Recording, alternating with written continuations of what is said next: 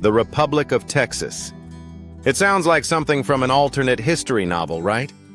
But Texas is the only U.S. state that was once an independent nation, and the idea of secession has never completely died there. In 2023, the Texas GOP platform included language about a potential referendum on independence.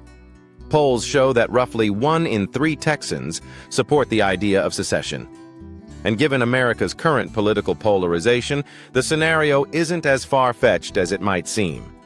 So what would actually happen if Texas said, "We're out," and left the Union?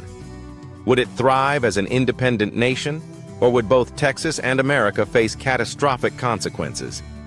Let's explore what might be the most dramatic political divorce in modern history. First, the brutal legal truth. Texas can't just leave. Despite what you might hear, there's no legal mechanism for a state to secede from the United States. The Supreme Court settled this in 1869 in Texas v. White, ruling that states cannot unilaterally secede. The only precedent we have is the Civil War, which didn't go well for the seceding states. So for Texas to actually leave, one of 3 things would need to happen. 1. A constitutional amendment allowing secession, which would require approval from 2/3 of both houses of Congress and 3/4 of state legislatures. That's basically impossible. Why would other states vote to let Texas leave? 2. A negotiated split, like Czechoslovakia's Velvet Divorce in 1993. This would require both Texas and the federal government to agree to terms. Given American political culture and the strategic importance of Texas, this seems unlikely, but not impossible if tensions reached a breaking point. 3. Unilateral secession and potential armed conflict, which would be the nightmare scenario. Let's hope we never see this. For our scenario, let's assume a negotiated separation happens after years of escalating political conflict. Maybe a controversial Supreme Court decision, a disputed presidential election, or federal policies that Texas views as existential threats push things to a breaking point. Eventually, both sides agree it's better to part ways than remain in constant conflict. Now, what happens next? The economic shockwaves would be immediate and severe for both sides. Texas is the second largest state economy in the U.S., with a GDP of about $2.4 trillion. That's larger than Canada, Russia, or South Korea. Losing Texas would shrink the U.S. economy by roughly 8 to 10%. The U.S. stock market would likely crash in the short term as investors panic about stability. But Texas would face even bigger problems. First, currency crisis. Would Texas keep using the U.S. dollar or create its own currency? If it creates the Texas dollar, that currency would be untested and potentially volatile. International investors would be skeptical. If it keeps using the U.S. dollar, Texas would have no control over monetary policy. The Federal Reserve would still make decisions affecting Texas's economy. Second, debt and assets. Texas would need to negotiate its share of the national debt, roughly $36 trillion total. If Texas takes on debt proportional to its population, about 9% of the U.S., that's roughly $3.2 trillion in debt for the new nation. That's an enormous burden. Third, trade barriers. Would there be tariffs between Texas and the U.S.? Border checkpoints? Trade between Texas and the other 49 states represents a huge portion of Texas's economy. Any friction in this trade would be devastating to Texas businesses. Fourth, Wall Street and financial systems. Texas banks and financial institutions are integrated into U.S. federal systems. FDIC insurance, Federal Reserve banks, SEC regulations. All of this would need to be rebuilt or renegotiated. The transition period would create massive uncertainty and potential bank runs. The military situation would be incredibly complex and potentially dangerous. Texas hosts 15 major military installations, including Fort Hood, now Fort Cavazos, one of the largest military bases in the world. There are roughly 164,000 active-duty military personnel, National Guard, and reservists in Texas. The state also has significant defense contractors and military production facilities. What happens to all of this? Some scenarios. The federal government would likely demand that all military bases remain U.S. territory, like Guantanamo Bay in Cuba. Texas might agree to lease the land, creating American military enclaves within the new Texas nation. Or Texas might demand the bases be turned over, leading to a tense standoff. Active-duty military personnel would face an impossible choice: remain loyal to the United States or defect to Texas. Many service members are from Texas, but they took oaths to the U.S. Constitution. This could split families and friendships. The potential for a military crisis is real. Texas would need to rapidly build its own military from scratch: Army, Navy, Air Force, Coast Guard, intelligence services. This would cost tens of billions of dollars annually. The new Texas military would be much weaker than what Texas enjoyed as part of the U.S. military for decades. Border security becomes a nightmare. Texas shares a 1,300-mile border with Mexico. Currently, this is patrolled by U.S. Customs and Border Protection with federal resources. Would the U.S. continue to help secure this border, or would it become Texas's problem alone?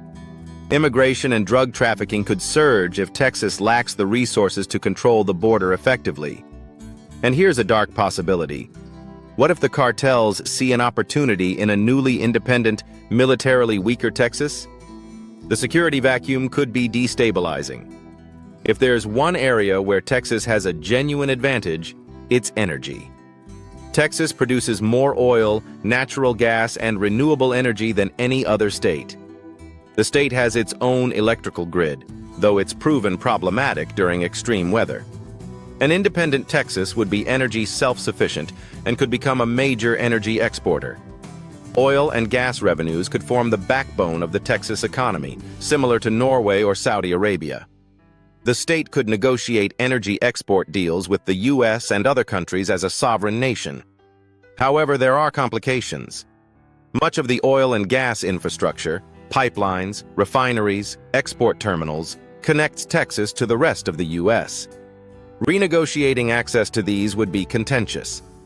Energy companies with operations in both Texas and the U.S. would face regulatory nightmares. The Texas electric grid would need massive upgrades to be truly independent and reliable. Remember the 2021 winter storm that left millions without power? An independent Texas couldn't count on help from neighboring states during emergencies. Still, energy independence is Texas's strongest card in this scenario. It's one of the few areas where the state could genuinely thrive without the U.S. Here's where things get really painful for ordinary Texans. Federal programs disappear overnight. Social Security payments stop. Medicare and Medicaid end. Veterans' benefits are gone unless the U.S. agrees to continue paying them in a foreign country. Unlikely. Federal education funding disappears. Student loan forgiveness programs vanish. Disaster relief from FEMA is no more. Texas receives about $60 to $70 billion annually in federal funding.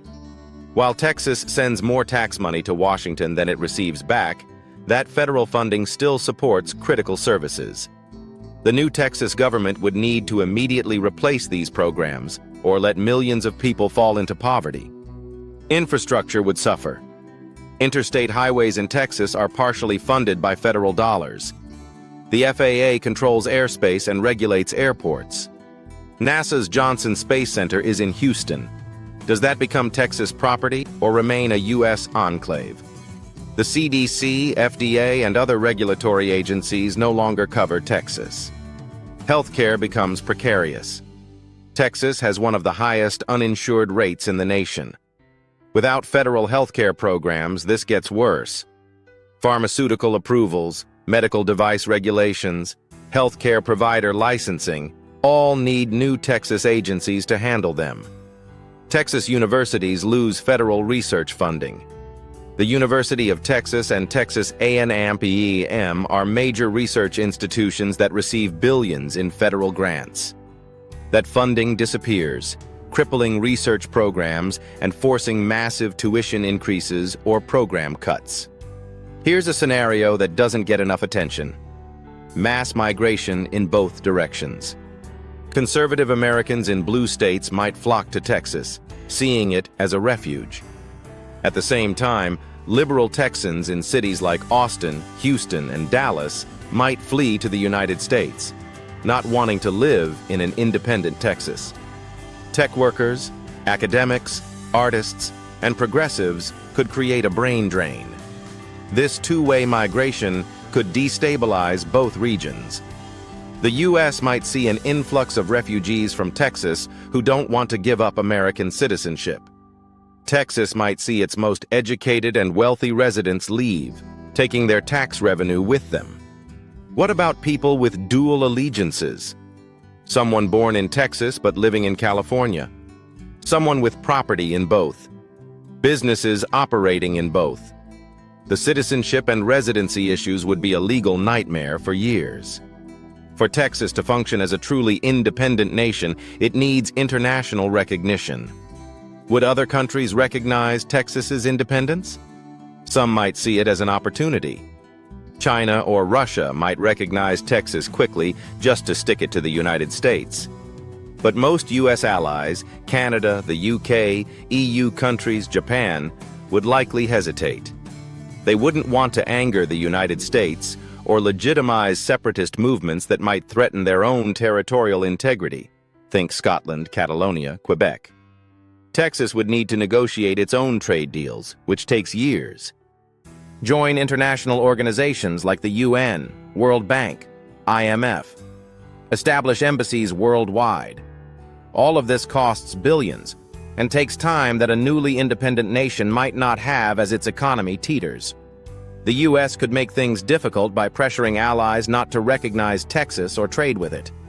Economic sanctions aren't out of the question if the U.S. feels betrayed or threatened. Let's not forget, this devastates the United States too. Politically, losing Texas means losing 40 electoral votes, the second most of any state. The Republican Party would be severely weakened, potentially making the U.S. a one-party state dominated by Democrats for a generation. This might sound good to some, but one-party dominance is rarely healthy for democracy. The U.S.-Mexico border becomes a three-way situation: the U.S., Texas, and Mexico. Immigration policy becomes insanely complicated. Do people crossing from Mexico through Texas into the U.S. need two separate visas? How do you patrol this? The U.S. loses significant military projection capability and strategic depth. Texas's Gulf Coast ports are critical for military logistics. The space industry suffers with the loss of NASA Houston. American identity takes a psychological blow. If one state can leave, what stops others? California has its own independence movement. Could the U.S. fragment further? Here's the reality. If Texas actually tried to secede, the most likely outcome is a negotiated settlement that stops short of full independence. Perhaps Texas gains a special autonomous status within the U.S., more control over immigration enforcement, energy policy, gun rights, and taxes, while remaining technically part of the United States. Something like Puerto Rico's status, but with more power and less dependence. Or the conflict leads to constitutional reforms that give all states more autonomy, creating a more federalist system where state governments have significantly more power and the federal government pulls back. Full independence would be so economically and politically catastrophic for both sides that rationality would likely prevail. The pain of staying together would need to exceed the pain of separation by a massive margin for this to actually happen. But we live in increasingly irrational times. Political polarization is real. If both sides convince themselves that separation is necessary for survival, rational economic arguments might not matter. The Republic of Texas sounds romantic to some, a return to frontier independence, Texas exceptionalism realized. But the reality would be economic chaos. military uncertainty, social upheaval, and decades of painful adjustment for both Texas and the United States. Texas would survive as an independent nation. It has the resources and population. But both Texans and Americans would be poorer, less secure, and less influential on the world stage. The best outcome? Neither side lets it get this far. Because once you start down the secession path, there's no easy way back. What do you think? Could Texas make it as an independent nation, or would it be a disaster? Let me know in the comments.